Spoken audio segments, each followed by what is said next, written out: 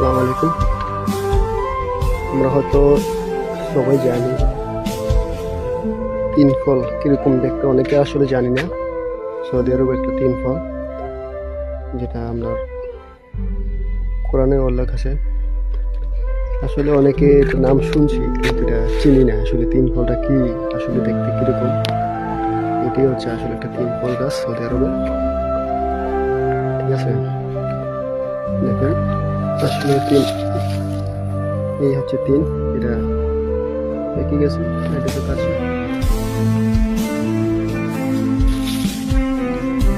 খেতে অনেক সুস্বাদু, অনেক মিষ্টি, খুব মিষ্টি, যা অনেকে আমরা চিনি, নাম শুনছি কিন্তু অনেক এটা গাছটাকে দেখি নাই কিরকম দেখতে। এই হচ্ছে আমাদের সৌদি আরবের তিন ফল গাছ।